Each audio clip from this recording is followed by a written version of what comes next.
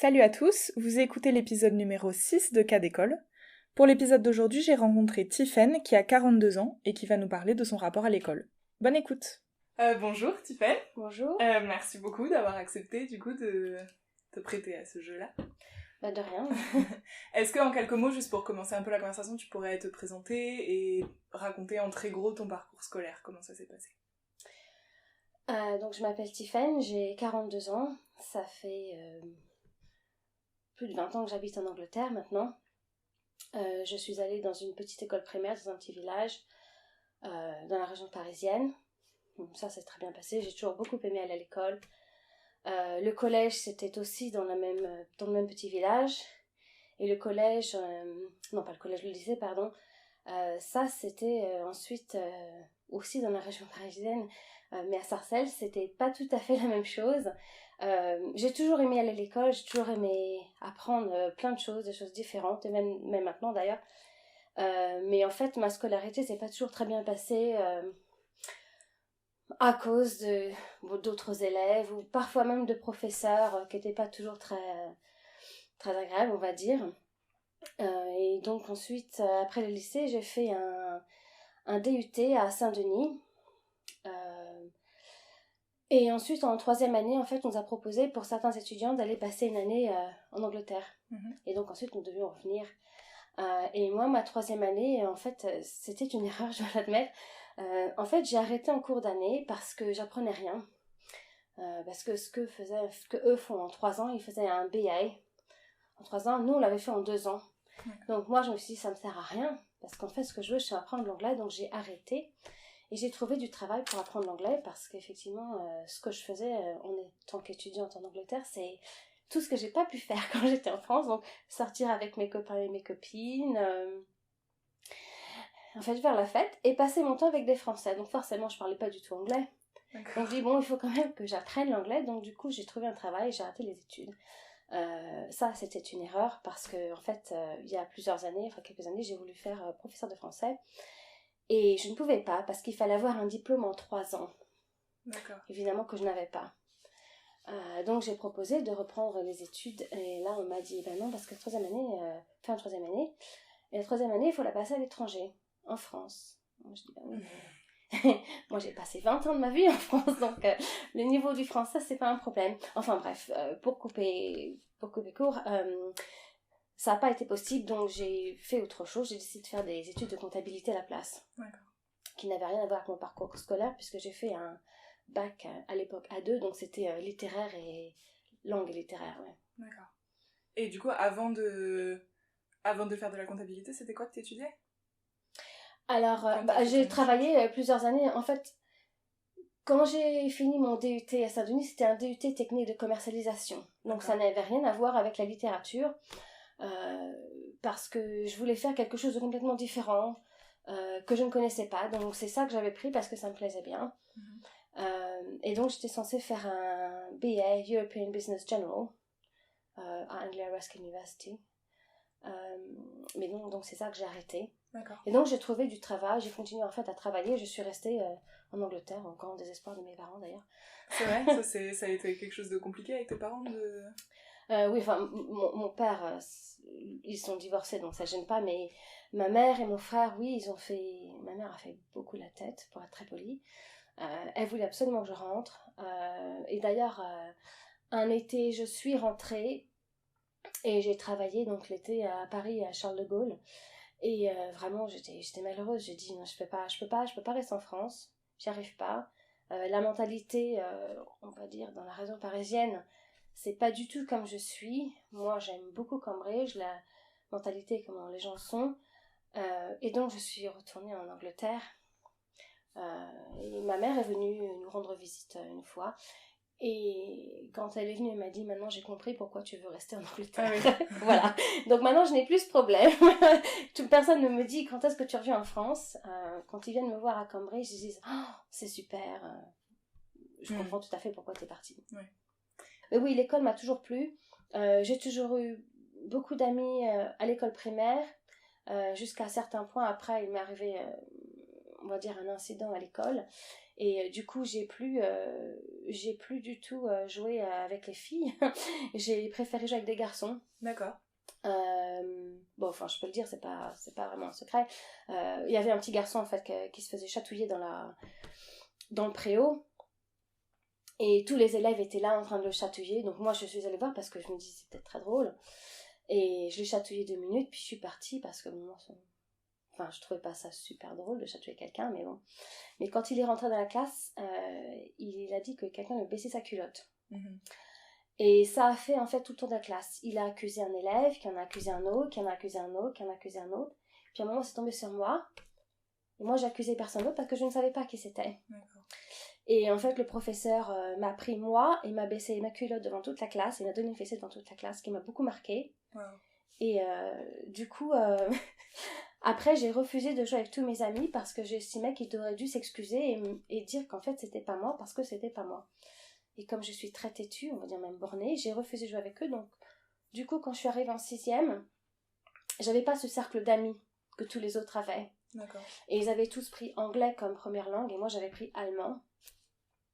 Et donc, je me suis retrouvée toute seule et j'étais devenue très timide, en fait. Et je parlais à personne. Et après, en fait, on va dire que c'est allé vraiment en descendant. Ma période scolaire, après, j'ai été harcelée constamment à l'école. J'aimais toujours aller à l'école parce que j'aimais toujours apprendre des choses. Mais disons que quand j'ai passé mon brevet de collège, donc du coup, je suis arrivée en 3e, je voulais même plus aller à l'école. Ah oui. Parce que c'était arrivé à un point où bon, ma mère a dû en fait contacter le directeur en disant que ça n'allait pas du tout. Il y a des gens une nuit, il y a des élèves qui sont venus taper à la porte chez moi au milieu de la nuit. Donc chez tes parents? Ouais, chez mes parents, voilà. Ma mère les a très mal reçus d'ailleurs parce que... Et donc c'est là en fait j'ai dit ça fait plusieurs mois, des années qu'à l'école ça va pas.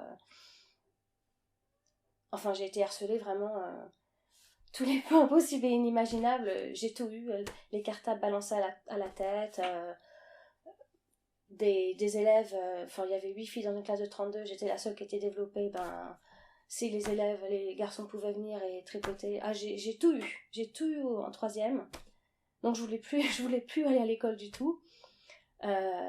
Et en fait j'ai quand même continué le lycée puisque c'était obligatoire, j'avais que 15 ans quand j'ai passé mon brevet.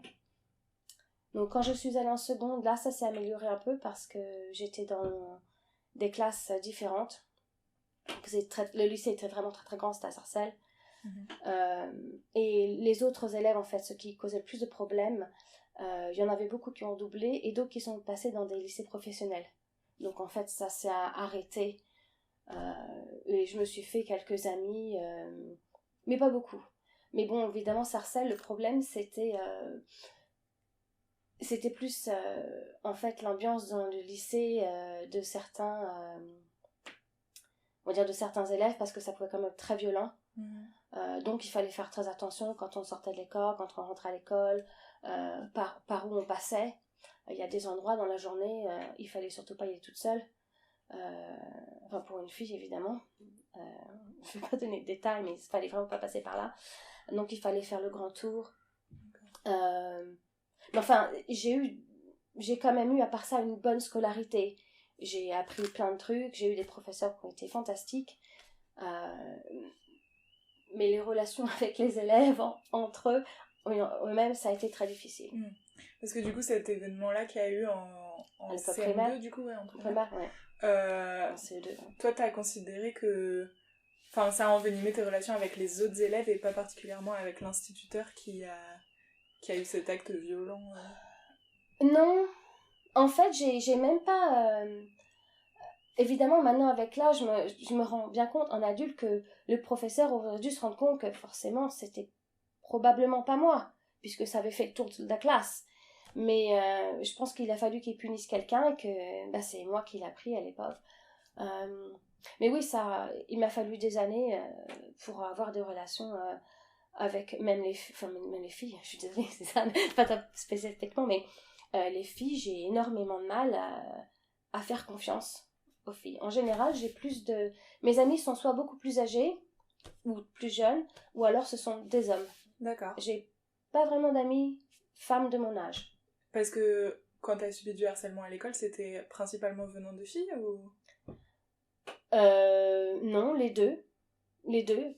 J'avais pas de... Il n'y avait pas vraiment de distinction. Non, non, c'était les deux. Évidemment, les attouchements, ça, c'était les garçons.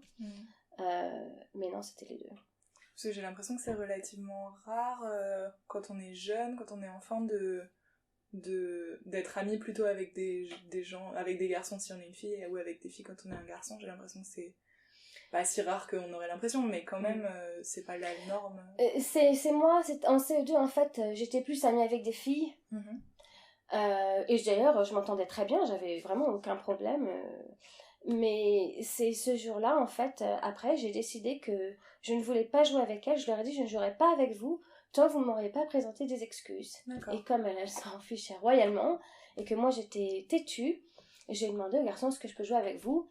Et évidemment, cet âge-là, c'était genre un Kolamaya, enfin des jeux dans la cour, ça n'avait pas d'importance si c'était filles ou garçons. Ouais. Mais évidemment, quand je suis arrivée au collège, il y avait personne dans ma classe que je ne connaissais, et tous les garçons que je connaissais, ils voulaient maintenant plus jouer avec une fille, parce que bon, ils sont grands maintenant, donc ça les intéressait plus. Ok. Et dans quelle mesure cette sociabilité-là a affecté ou pas ton travail scolaire, t'as l'impression? Ça m'a... Je ne sais pas si ça m'a aidée, parce qu'effectivement, n'ayant rien à faire, puisque j'allais pas chez mes copains et mes copines, je passais mon temps à étudier. Et je passais aussi tout mon temps à la bibliothèque. D'accord. Ça, j'ai lu des millions de livres quand j'étais jeune, ça c'est sûr. J'allais à chaque récréation, j'étais toujours à la bibliothèque en train de lire. Je sais pas, je pense que j'étais devenue vraiment timide et que je savais vraiment pas comment répondre à certaines, on va dire, en fait, ils me disaient des choses ou m'insultaient et je savais jamais comment répondre. D'accord. Je pense que si j'avais passé une scolarité entre guillemets normale et que j'avais continué avec des filles, j'aurais su répondre en leur disant bon allez, va te faire voir. Mais en fait je savais pas quoi faire et je ne disais rien en fait, je me renfermais sur moi-même. J'étais très renfermée quand j'étais petite. Est-ce que quand t'étais à l'école t'avais des activités extrascolaires? Quand j'étais petite, je pratiquais l'équitation. D'accord. Ensuite j'ai fait de la danse classique pendant plusieurs années. Mais sinon non, c'est tout. J'avais pas... Enfin, ma mère elle avait pas beaucoup de moyens, donc elle pouvait pas vraiment me donner des cours. Ce que je voulais toujours faire quand j'étais petite, c'était du piano. Ça c'était pas possible parce que le son était trop cher. Aussi il fallait acheter un instrument et ça c'était hors de question. Mais sinon non, je prenais le train, j'allais à la piscine toutes les semaines parce que j'aimais bien nager, donc ouais. Et c'était important pour toi de faire du sport, du coup la danse, bon, c'est un art, mais c'est aussi pour les enfants des fois un peu une façon de se défouler et tout. Oui, c'était... Moi, j'aime toujours la danse classique. J'ai emmené ma fille voir un ballet il n'y a pas longtemps. Je l'ai emmenée voir le Lac des Cygnes. Ouais, ça m'a beaucoup plu. Et je lui ai expliqué que c'est très joli, mais en fait, c'est très très dur. C'est très dur. Ça a l'air très facile quand on les voit comme ça, mais en fait, c'est pas du tout facile. Et j'ai dit, tu vois, là aussi, il y a encore beaucoup de travail à faire. Ça tombe pas tout cuit dans la bouche. Oui, c'est important de faire un sport. Je voulais abandonner à un moment quelconque parce que j'avais trop de choses à étudier et j'y arrivais pas. Et ma mère m'a dit non, il faut absolument faire un sport parce que c'est bien en fait pour ton mental et enfin même pour ta santé, il faut sortir. Et d'un point de vue, parce que la danse classique c'est quand même un truc hyper rigoureux, hyper... où il faut pas trop moufter, où il faut pas... Voilà. Est-ce que ça t'a appris des trucs ou est-ce qu'il y a des choses qui t'ont... Oui, ça m'a appris à me taire. Ouais. Parce que je parlais beaucoup, enfin, à la maison, en tout cas à l'école, pas beaucoup, mais je parlais beaucoup à la maison. Je devais me défouler. Je parlais beaucoup et je bougeais beaucoup. Enfin, ça, je crois que c'est de famille, puisque j'ai dit que ma fille avait trouble et déficit de l'attention avec hyperactivité, donc on est tous un peu comme ça. En général, j'ai du mal à rester assise, il y a toujours quelque chose qui gigote. Et la danse, en fait, ça m'a appris vraiment la discipline, parce qu'il faut être précis. Il faut faire tous ensemble, ou bien, il faut suivre la musique, c'est... Et ton orientation au lycée, ça s'est passé comment pour choisir la filière En seconde, alors non, j'ai pas redoublé ma seconde. Je voulais faire un bac littéraire, je voulais faire littérature et langue et philosophie, c'était. Et quand j'étais en seconde, j'avais vraiment des notes en maths, c'était catastrophique, quoi. Ouais. Les plus bonnes notes, les plus mauvaises notes, je sais pas, 1, 2 sur 20. J'arrivais pas à comprendre la logique. Enfin, je suis comptable, maintenant ça fait bizarre. mais en fait, j'arrivais pas à comprendre la logique derrière l'exercice. Donc, il y avait des leçons et j'arrivais pas à appliquer la leçon à l'exercice. Je voyais pas vous dire que s'il y avait une équation, ben j'arrivais pas à la voir dans le problème. Donc, j'avais au lycée, ça, la seconde, c'était... Les maths, c'était catastrophique. Donc, ils voulaient me faire redoubler ma seconde, mais j'ai eu un professeur d'orientation qui était fantastique et qui a dit mais c'est vraiment ridicule de faire redoubler sa seconde pour refaire une année en maths alors qu'elle veut faire un bac littéraire. Langue, littérature et philosophie, je vois vraiment pas l'intérêt, vu qu'elle a la moyenne partout ailleurs, quel est l'intérêt. Et donc du coup ils se sont battus apparemment. J'avais une professeure de PS qui était pas très agréable, et je suis passée en première, donc littéraire, ce que je voulais, sans redoubler, puisque je voyais pas l'intérêt de toute façon. Et vis-à-vis de tes parents, c'était les choix d'orientation, c'était quelque chose dans lequel ils étaient impliqués beaucoup ou pas trop? Non, pas du tout. Ma mère m'a dit tu fais ce qui te plaît. Bon, faut être heureux dans la vie, on va pas... Enfin, je pense pas que ce soit aux parents de dire à leurs enfants ce qu'ils doivent faire, personnellement, mais pour moi, tant que mes enfants sont heureux dans la vie, si elle veut faire femme de ménage, si c'est ce qu'elle a choisi de faire, c'est ce qui la rend heureuse. Non, j'ai fait un bac littéraire, j'aimais beaucoup apprendre les langues, la littérature, la philosophie. Je passais mon temps à lire, donc c'était un peu logique à la base. Mais non, ma mère, elle a jamais rien dit. D'accord. Ce que je fais avec mes enfants à l'école, c'est que mon fils a des problèmes de lecture, donc j'essaie de l'aider le plus possible. Mais ce que je leur ai dit, c'est que dans la vie, il faut travailler dur à l'école pour le moment, ou le mieux qu'on peut. J'ai dit parce que comme ça, quand tu quittes l'école, en fait, tu peux choisir ce que tu peux faire. Donc si tu veux faire médecin, et parce que tu as les notes pour faire médecin, c'est bien. Mais si tu as des bonnes notes et que tu veux faire, donc, comme je dis, par exemple, femme de ménage, et ben, si c'est ce que tu as envie de faire, c'est bien. Tu as eu les notes dont tu as besoin. Si tu changes d'avis d'ici 2 ou 3 ans et tu te dis, tiens, je veux retourner à l'école ou je veux reprendre mes études et te faire autre chose, bah tu peux, parce que tu auras les notes dont tu as besoin. Je leur ai expliqué ce que si vous faites rien à l'école et vous avez des résultats, on va dire, je vais dire minables, mais vous avez de mauvais résultats à l'école, quand vous quitterez l'école, vous n'aurez pas le choix. Vous serez obligé de prendre ce qu'on a sans diplôme, sans base, sans connaissance, sans rien. Donc il vaut mieux travailler maintenant, essayer d'avoir des connaissances pour ensuite pouvoir choisir. Et cette importance justement de pouvoir avoir le choix, etc., c'est quelque chose dont toi t'avais conscience quand t'étais élève ou étudiante? Non, ma mère m'a toujours dit que j'avais de la chance d'aller à l'école et qu'il fallait absolument que je travaille le plus possible à l'école. Elle m'a fait à vérifier mes leçons jusqu'à ce que j'ai 15 ans. D'accord. Ça, c'était la croix de la manière. C'est vrai? Ah oui. Bah oui, parce que j'avais 15 ans, donc je me dis, bon, tu peux quand même me laisser travailler toute seule. Maintenant, je sais. Mais oui, moi, je trouve que c'est important de travailler bien à l'école. Mais bon, faut essayer le plus qu'on peut, mais mon fils, je vois bien qu'à l'école ça se passe pas très bien et je pense que lui il fera plus un travail manuel comme jardinier mais je lui dis tu sais c'est bien, mais il me dit je voudrais être électricien comme papa. J'ai dit bah c'est bien, mais tu sais ton père il a quitté l'école jeune aussi parce qu'il avait pas de très bons résultats et il m'a dit super, il est devenu électricien donc je peux faire pareil. J'ai dit oui, mais il est retourné à l'école et il a dû apprendre. Donc, à un moment quelconque dans la vie, quand on veut faire quelque chose, faut commencer à travailler. Et le baccalauréat, pour toi, ça s'est passé comment? Très bien, bac de français très bien. Le bac, C'était très drôle d'ailleurs parce que j'avais des professeurs qui m'ont dit « Vous n'aurez pas le bac ». J'ai dit « Si, je vais l'avoir mon bac ». En philosophie, j'avais des lettres, j'avais des résultats... C'est-à-dire, t'as des professeurs qui t'ont dit que t'aurais pas le bac. Ouais. Ils sont venus te voir et ils t'ont dit ouais. vous c'est mort.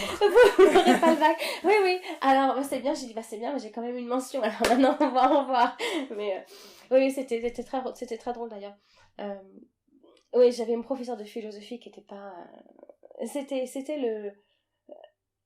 le professeur où vraiment je m'entendais pas très bien avec elle. En fait, j'écrivais plein de choses et j'avais toujours des 5 sur 20. Et j'ai dit, mais je comprends pas pourquoi j'ai 5 sur 20. Est-ce que je peux avoir, au lieu d'une note, en fait, un résultat avec des explications en me disant, ah bah là, t'as pas assez... Enfin, pour moi, ça aurait été logique. Ah bah là, t'as pas assez développé.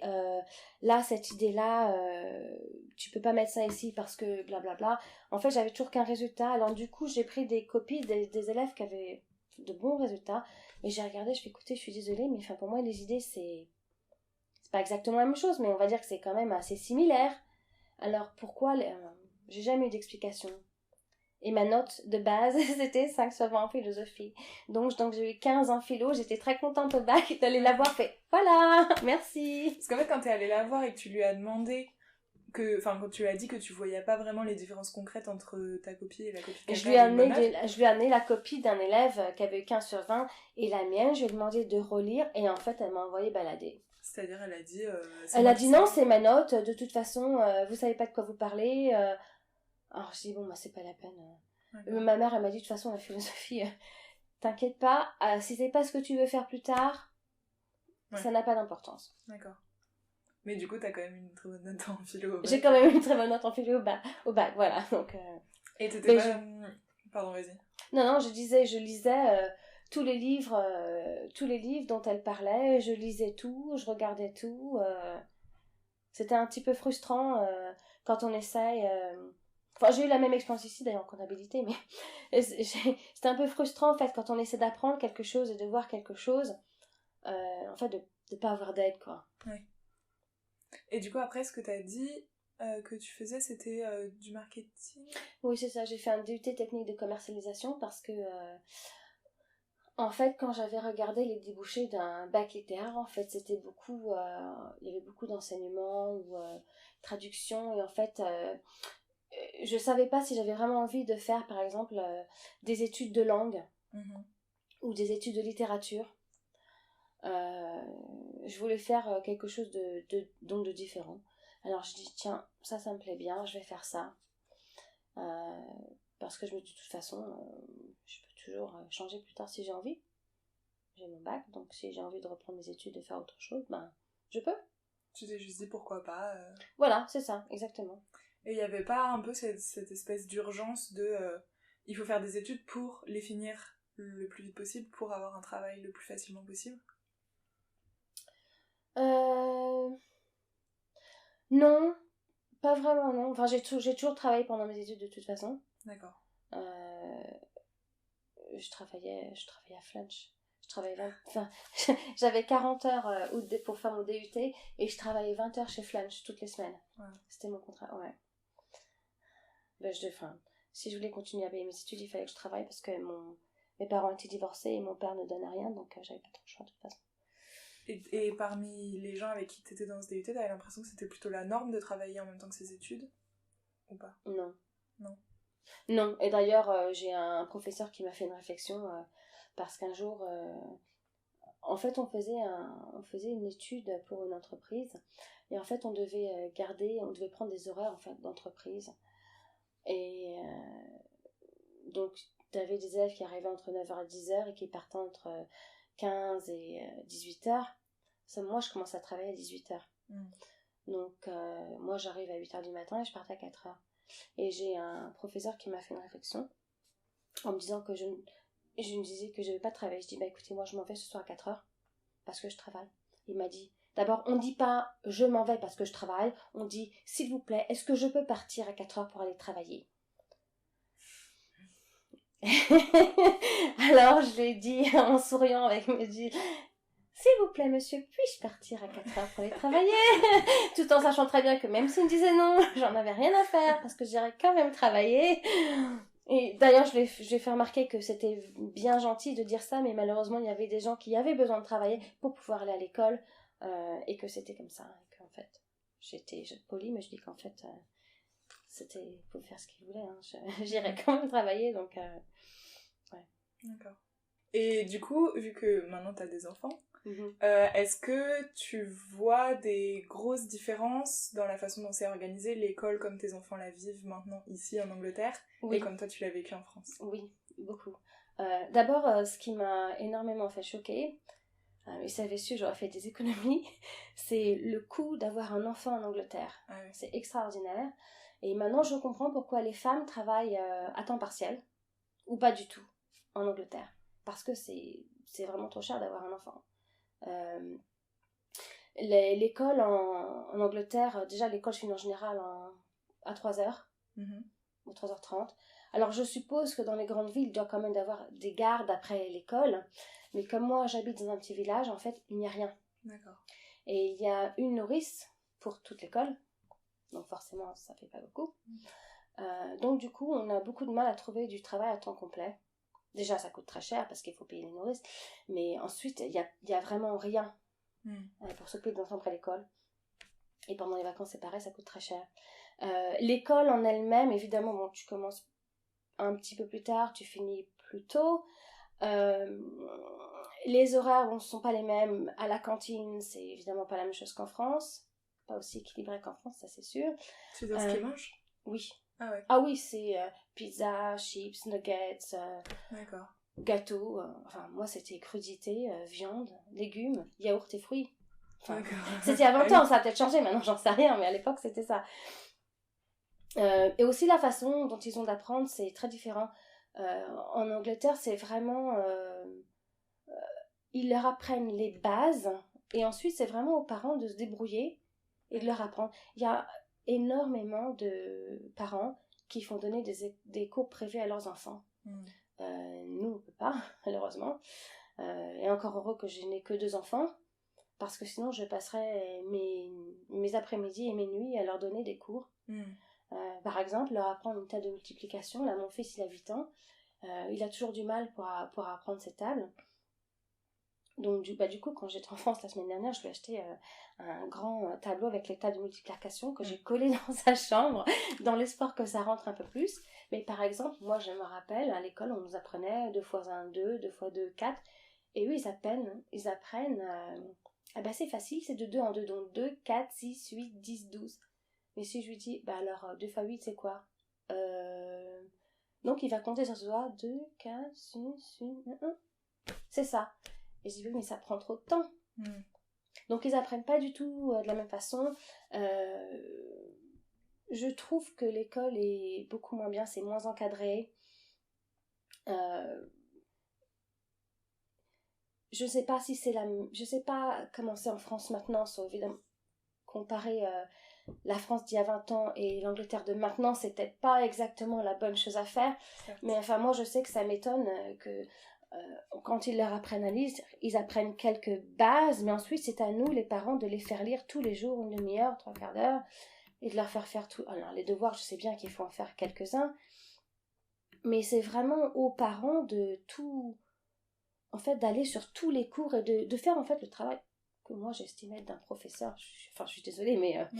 Voilà. Et du coup, t'as l'impression que toi, quand t'étais à l'école, ça se passait pas comme ça, dans le sens où tu faisais tout ce qu'il y avait à faire à l'école, et après, à la maison, c'était moins... Pas forcément, mais... Déjà, on passait plus de temps à l'école, donc c'est vrai qu'on avait plus d'exercices à faire à l'école, plus de devoirs à faire à l'école. On en avait quelques-uns à la maison, mais je ne me rappelle pas d'avoir de grosses difficultés comme ça. Mes enfants, ma fille surtout... Enfin, ma fille, c'est différent parce que elle a le trouble déficit de l'attention. Donc déjà, c'est un peu difficile. Moi, je crois que mon fils, c'est pareil d'ailleurs, mais... quelque chose qui doit prendre 1/4 d'heure, ça leur prend 1h30. Enfin, pour une mère qui travaille, c'est pas toujours l'idéal de passer beaucoup de temps... Enfin, mais bon, c'est assez différent, je trouve, hein, quand même. Et du coup, on peut revenir dans le temps. Est-ce que quand t'as... Enfin, comment ça s'est passé le fait de commencer la comptabilité? puisque tu disais que t'aimais pas du tout les maths avant, que t'y arrivais pas du tout. J'aimais bien les maths, mais en fait, je ne voyais pas... comment expliquer Imagine que, je sais pas si t'as ton permis de conduire, imagine que tu es dans une voiture et que souvent les nouveaux conducteurs ils font ça, ils regardent près et en fait il faut regarder loin. Et moi en fait je regardais près donc je voyais chaque nombre individuellement et je voyais pas que en fait tous ces nombres ça faisait partie d'une grande équation. Donc en fait je regardais pas loin. Et en fait ça j'ai appris en fait quand j'ai grandi avec je sais pas si j'ai parce que j'ai eu plus de maturité, j'en sais rien, mais tout d'un coup il y a une espèce de déclic. J'étais ici d'ailleurs, j'étais en Angleterre et je disais à mon ami à l'époque, mon partenaire à l'époque qui faisait maths, que j'étais nulle en maths, que je comprenais rien. Et donc il m'a acheté un bouquin en fait pour le lycée. Et j'ai fait l'exercice, il m'a dit mais j'arrive pas à comprendre, pourquoi tu me dis que tu comprends pas, tout ce que tu fais c'est bien. Et lui il m'expliquait et il m'a dit tu sais quand j'avais quelque chose que j'arrivais pas à faire il m'expliquait et je disais mais toi t'expliques bien. Et il m'a dit tu sais j'ai l'impression que tes professeurs ils expliquaient peut-être pas toujours très bien pour toi, des fois il y a des méthodes différentes pour chaque enfant. D'ailleurs quand j'étais en seconde j'avais de très bons résultats en maths, non pas en seconde, en première. J'avais un professeur de maths qui enseignait les sections scientifiques. D'accord. Parce que du coup, t'avais quand même encore des maths en... Il y avait quand même des maths, oui. Et là, j'avais que des 17 et 18 sur 20. Tout le monde avait ça, parce que ce prof expliquait, mais c'était vraiment bien expliqué. On comprenait tout ce qu'il disait. Et je me disais, mais pourquoi je comprenais pas l'année dernière ? Et du coup, tu saurais dire spécifiquement ce que c'était la différence entre... Je sais pas si c'est la façon d'expliquer, ou peut-être que j'ai mûri, je ne sais pas. Mais enfin, je sais que maintenant, j'ai pas de problème. La seule chose dont je me sers tout le temps et que mon professeur de maths serait ravi que je le dise, c'est ce qu'on m'a appris à l'école quand j'étais petite, je sais pas s'il le fait encore, c'est la règle de 3. Tu avais ça toi ? Ouais, sûr. Voilà. La règle de 3, je m'en sers tout le temps. tout le temps. Donc, ouais. Et du coup, ça t'a plu et tu t'es dit que tu pouvais te rediriger là-dedans En fait, ce qui s'est passé, c'est... je travaillais dans une agence immobilière et ensuite, après la naissance de mon premier enfant, j'étais en congé de maternité. Et ensuite, j'ai arrêté de travailler parce que j'avais des problèmes avec elle quand elle était petite. Donc, j'ai arrêté de travailler. Et en cherchant un autre travail, j'ai commencé en fait en réception, on va dire, en réception. Et ensuite, il y a un job qui s'est ouvert en comptabilité là-haut. Et donc, j'ai demandé à avoir ce poste, on me l'a donné. Et donc, j'ai fait quelques études. Ils m'ont expliqué les bases. Et je me suis dit, mais pourquoi je ne comprenais pas ça quand j'étais plus jeune ? Parce que c'est évident maintenant quand on m'explique.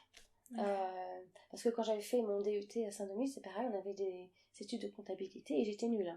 D'accord. Franchement, j'étais nulle et je vais pas mentir. Et là, aucun problème. Tout ce qu'il faut faire, tout ce qu'il faut... je sais pas comment on fait, reconciling. Tout. Maintenant, il n'y a aucun problème. Et quand j'ai fait mes études, j'ai pas eu de problème pour suivre les études. Les seuls problèmes que j'ai eu, c'est quand il fallait vraiment manipuler des formules mathématiques. Ça, j'ai eu un peu plus de mal, probablement à cause de mon manque de base en mathématiques. Mais sinon, j'ai pas de problème. Ce qui était fatigant, c'était avec les 2 enfants, essayer d'étudier tard le soir, enfin la nuit plutôt. Mais à part ça, non, ça s'est très bien passé. Et du coup, tu dirais qu'il y a des choses que des fois on essaye d'enseigner à des enfants trop jeunes ?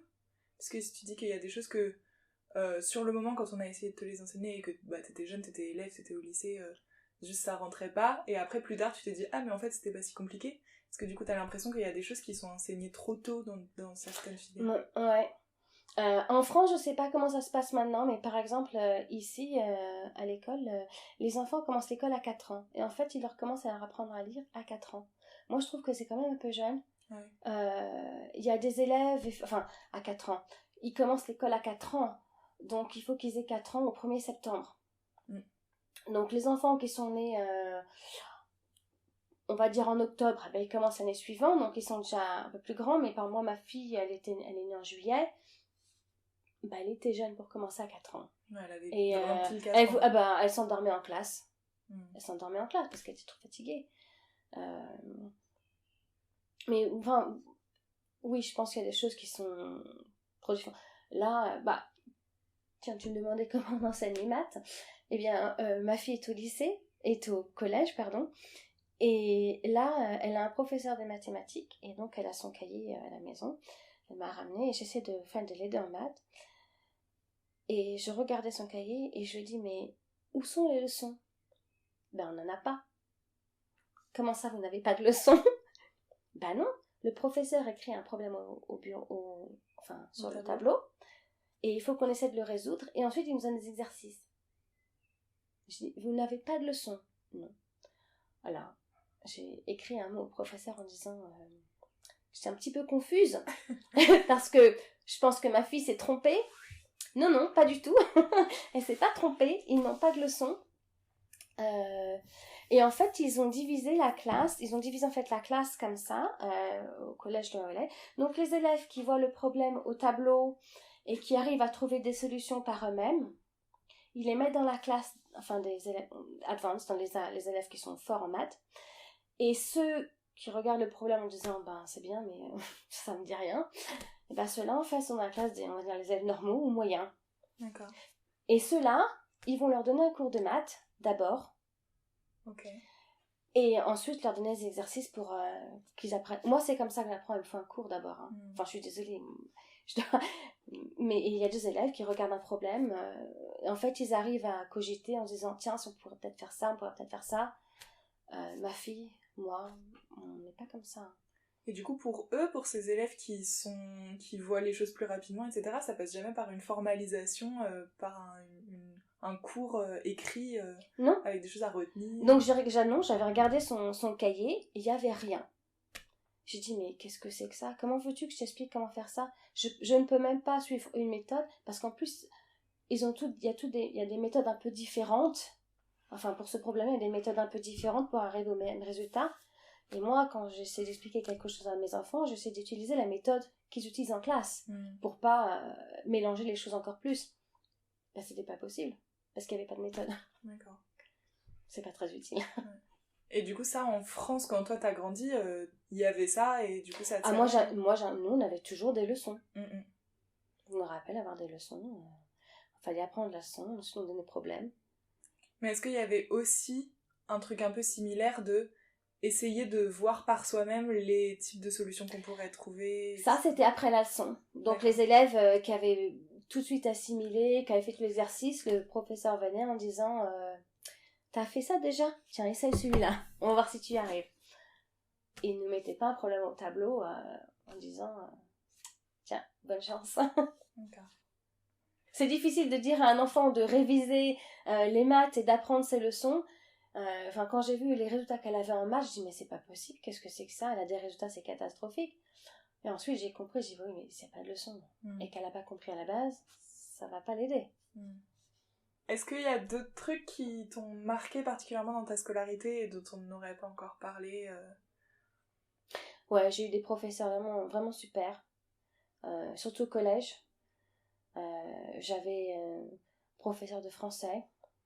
Il faut pas dire de nom. Je vais pas dire de nom. Non, ça tombe bien parce que je sais pas si t'as eu le temps de lire le mail que je t'ai envoyé, mais du coup, une des questions que je pose à chaque fois, c'est s'il y avait un professeur ou des professeurs qui t'ont particulièrement marqué. C'est pour ça que je te dis, j'ai eu beaucoup de professeurs qui m'ont beaucoup marqué.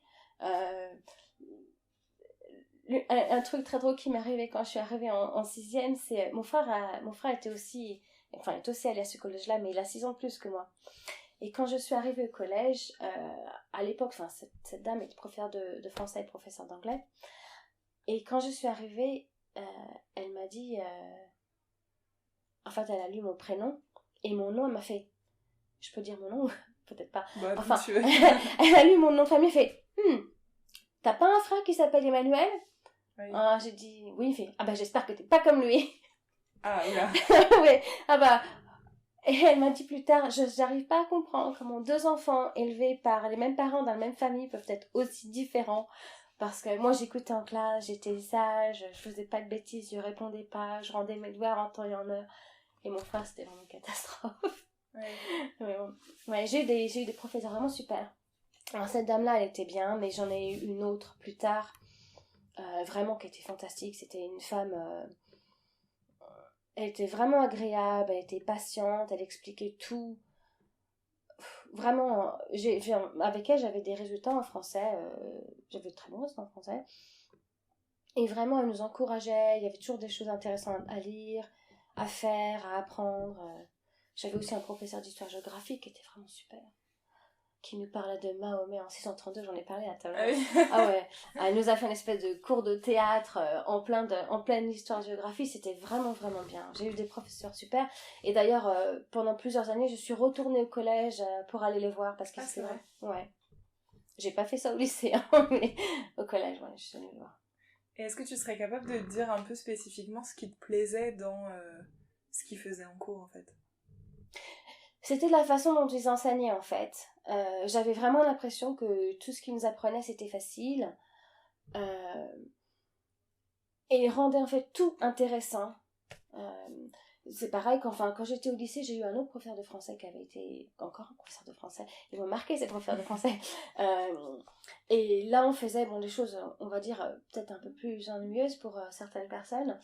On va dire, on lisait par exemple du Ronsard. Alors, quand on lit les poèmes de Ronsard comme ça, bon, il y a des gens, ça peut-être dire, oh là là, c'est barbant. Bah, surtout, c'était en quelle classe? Ça, c'était en seconde. D'accord. En seconde. Mais en fait, elle prenait le livre, elle nous lisait le poème, et c'était fantastique. C'était comme du théâtre. Vraiment, elle était vraiment bien. Vraiment, vraiment bien, cette prof. Elle était très excentrique, d'ailleurs, elle était habillée, elle avait les cheveux ronges, des grands jupes bariolés. Enfin, oh là là, fallait se tenir à carreau avec elle. Il n'y avait pas de problème dans sa classe. Hein. C'est-à-dire, comment elle faisait sentir qu'il fallait se tenir à carreau? Ah, elle avait beaucoup de réparties. D'accord. Ouais. Et du coup, t'as l'impression que... Parce que tu disais un peu la même chose pour le prof d'histoire dont tu parlais, que c'était comme un spectacle, etc. Est-ce que t'as l'impression que le truc qui marchait peut-être sur toi et aussi sur les autres gens dans ta classe, c'était de se mettre en scène, de faire un peu une petite performance Oui. Enfin, moi, je pense qu'en plus, j'ai une mémoire auditive. Donc...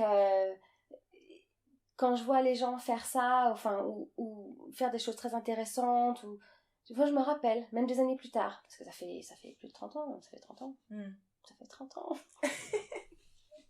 J'ai l'impression que c'est hier que je suis arrivée en Angleterre. Et est-ce que t'as l'impression que quand tes enfants te parlent de ce qu'ils font à l'école, tu retrouves des choses que tu t'étais dites Ah non, pas du tout. Quand j'allais à l'école, j'aimais tout ce qu'on m'apprenait, j'en parlais à ma mère tout le temps. Et quand je menais à mes enfants, qu'est-ce que t'as fait aujourd'hui à l'école? Je sais pas. Et c'est ça, c'est la réponse, c'est je sais pas, j'ai oublié. Mais comment ça t'as oublié? C'était aujourd'hui. Et en fait, il faut tout faut leur tirer les vers du nez. Et c'est est-ce que tu as eu sport aujourd'hui? Oui. Qu'est-ce que tu as fait en sport? On a couru. D'accord. Ou on a joué avec un ballon. Mais c'était quoi comme jeu? Et tout est comme ça. Alors que moi, je raconte à ma mère, après aujourd'hui on a fait ça, aujourd'hui on a fait ça, on a appris ça, on a parlé de ça, tout le temps. Et ils sont pas particulièrement, un peu comme ce que tu décrivais, fascinés par la façon dont on leur parle, par tu vois, la mise en scène dont tu parlais, de rendre les choses intéressantes. Je pense, si. Parce que ils ont changé la méthode d'enseignement à l'école primaire où sont mes enfants, où est mon fils maintenant, puisque Rebecca c'est trop tard maintenant. Et maintenant ils n'ont plus de devoirs. Par contre, ce sont les parents qui ont une liste de mots et de choses à faire apprendre aux enfants à la fin de l'année. Voilà, ça me plaît moins, mais c'est pas grave. Mais donc maintenant, en fait, ça marche. Ils ont par exemple 2 thèmes par trimestre. Et ils font des thèmes. Donc, par exemple, l'année dernière, enfin le mois dernier, ils ont les États-Unis. Donc, ils ont fait, par exemple, il faut prendre une carte des États-Unis et imaginer un voyage aux États-Unis. Donc, en fait, l'enfant devait créer un voyage comme s'ils allaient aux États-Unis. L'autre, c'est recherchez des recettes des recettes typiquement américaines, faites-les et faites soit une vidéo, soit ou un espèce de petit reportage sur les recettes que vous avez créées, ce que vous avez aimé et pourquoi. Mais en fait, ils ont au moins 10 ou 15 options à choisir sur ce thème de ce qu'ils peuvent faire. Mais il faut quand même faire un minimum de travail. Donc, c'est pas juste c'est quelque chose de facile, non. Là, cette semaine, qu'est-ce qu'ils font? Ce mois-ci, c'est sur l'eau. Donc, mon fils a décidé qu'il voulait faire comment ça s'appelle en français? Water feature. En fait, c'est comme une espèce de fontaine, voilà. Donc, il faut qu'il crée ça pour le 10. Donc, j'ai dit à son père qu'il fallait qu'il l'aide, parce que c'était plus de son ressort que le mien. Donc, il faut qu'il fasse une espèce de fontaine avec de l'eau qui ressort. Bon, il n'y aura pas d'eau, parce que forcément, on ne va pas venir avec un pichet, mais il faut qu'il fasse une fontaine. Donc, il faut qu'il crée tout. Donc, je lui dis, il faut que tu te débrouilles, il faut que tu commences à ramasser ce dont tu penses que tu auras besoin. Donc, on a pris des photos de fontaines, de trucs, donc... c'est son projet. Mais il faut qu'il y pense, il faut qu'il réfléchisse à ce qu'il faut faire. Du coup, c'est plus axé sur des tâches et des projets, etc. Voilà, c'est exactement ça, des projets. Et bien ça lui plaît beaucoup plus. D'accord. Et toi, tu penses qu'à l'époque, ça t'aurait moins branché que... non, si, ça m'aurait tout à fait branché. Ah, c'est vrai? Ah oui. Oui, à un moment, ils avaient la mythologie grecque, et moi, j'ai dit, c'est super, je vais ressortir mes livres sur la mythologie grecque. Ouais. Ah ouais, moi ça m'aurait bien plu ça à l'école aussi. Et du coup, tu regrettes de ne pas en avoir eu autant ou parce que tu présentes ça comme si c'était un peu un truc innovant, enfin un truc que toi t'as pas... Je crois que c'est... non, allez, c'était beaucoup plus... c'est beaucoup plus structuré en France. Je pense que c'est plus intéressant pour les enfants parce que je pense que ça intègre plus d'enfants dans les méthodes d'apprentissage. Parce que mon fils, quand on dit lis ce livre et fais-moi un compte rendu, là c'est sûr, ça va l'ennuyer. Et en fait, ce qu'ils veulent, c'est de voir l'écriture, ce qu'il va écrire. Donc si c'est juste pour voir l'écriture et les idées, c'est vrai que quand on a un thème et qu'on a un choix entre 10 projets à choisir, et que lui choisit ce qu'il veut faire et ce qu'il veut écrire, et en fait, il faut quand même qu'il écrive. D'accord. Donc en fait, le résultat est le même, mais la façon pour y arriver, c'est un peu différent. D'accord. Pour lui, ça lui convient mieux. Et du coup, tu penses qu'il faudrait inclure une plus grande variété à l'école de proposer plus de choix aux enfants, etc. Oui. Le problème, je pense que c'est les enfants en fait, qui ont des besoins par exemple, spéciaux, comme les enfants qui sont autistes, etc. C'est toujours un peu difficile de les intégrer à l'école parce qu'ils n'ont pas force. Et puis tous les enfants apprennent de façon différente. Il y en a qui ont des mémoires visuelles, mémoires auditives, d'autres qui apprennent en fait en copiant ce qu'on fait. Donc, en fait, les méthodes ne conviennent pas forcément à tout le monde. Donc, je pense qu'avoir des projets comme ça, je pense que pour moi, je trouve que c'est une idée super. D'accord, merci. Je ne sais pas si tu as des choses à rajouter. Non, de rien. Merci beaucoup, en tout cas, d'avoir pris le temps de venir. De rien, c'était court, mais j'ai dit, bon, je vais essayer de rendre service. Non, c'est cool, on est presque à 1 heure. C'est très bien. Merci beaucoup, encore une fois. De rien. Et merci à toi d'avoir écouté ce podcast. Tous les épisodes sont disponibles sur YouTube et toutes les informations sont en barre de description. On se retrouve dans un mois pour le prochain épisode.